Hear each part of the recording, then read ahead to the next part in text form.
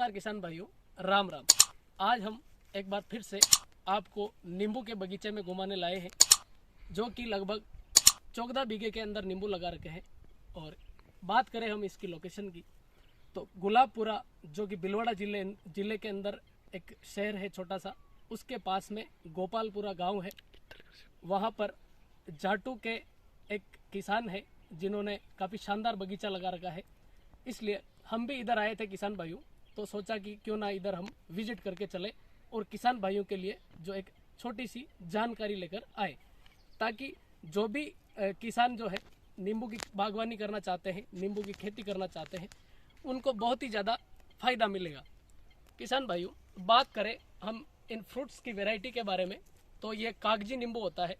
किसान भाइयों, कागजी नींबू की पहचान ये होती है कि उसकी साइज़ जो होती है बिल्कुल मीडियम साइज़ होती है और उसका छिलका जो होता है बिल्कुल पतला छिलका होता है, जिसके कारण उसकी रेट जो होती है मार्केट में काफ़ी शानदार मिल जाती है। जैसा कि इस बार अभी गर्मी के सीज़न में नींबू की अगर अपन होलसेल रेट देखें तो लगभग 300 रुपये किलो तक होलसेल रेट में गया है।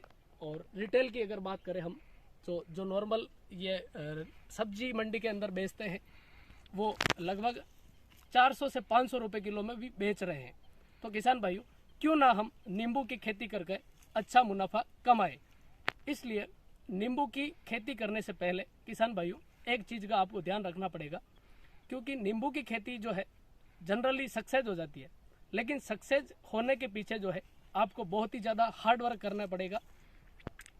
टेक्निकल हार्ड वर्क जो है आपको करना पड़ेगा, स्मार्ट काम आपको करना पड़ेगा, तब जाके जो है नींबू की खेती सक्सेस हो पाएगी।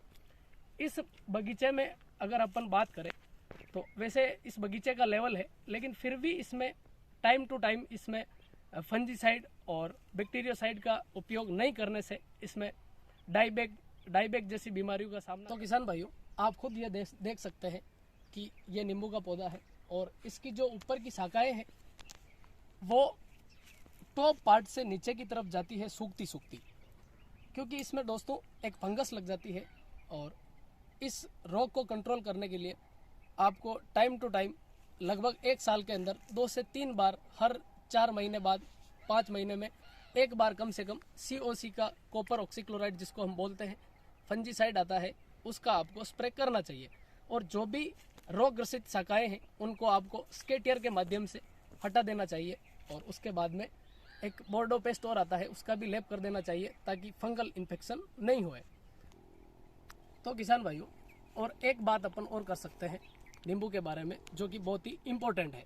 कई किसान भाइयों के फ़ोन आते हैं कि सर, गर्मी के सीज़न में फल फूल लेने के लिए हमें क्या करना चाहिए।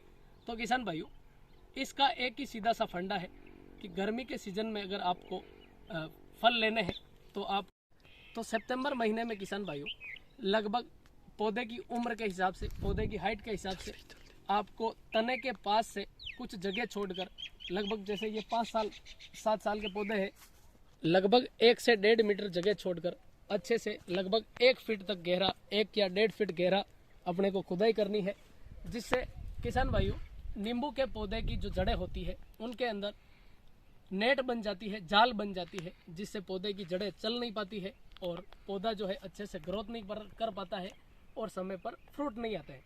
तो किसान भाई, सितंबर माह में खुदाई करने के बाद कम से कम 20 दिन खेत को वैसी की वैसी कंडीशन में आपको छोड़ देना है। और उसके बाद में जड़ों के आसपास में कम से कम पर पौधा एवरेज, अलग अलग एवरेज रखा जाता है। जैसे 4 साल का पौधा है तो उसमें अलग आपको क्वांटिटी रखनी पड़ेगी ऑर्गेनिक मैन्योर की और फर्टिलाइज़र की, जो भी इनऑर्गेनिक भी होते हैं, और जितने भी माइक्रोन्यूट्रिएंट्स हैं उनको भी आपको एक जो लिमिटेशन होती है उस क्वांटिटी में आपको पौधे में प्रोवाइड करना है। तो किसान भाइयों, अच्छे से आप खेती करें और घर पे खुश रहिए और मेहनत कीजिए और आगे बढ़िए। धन्यवाद दोस्तों।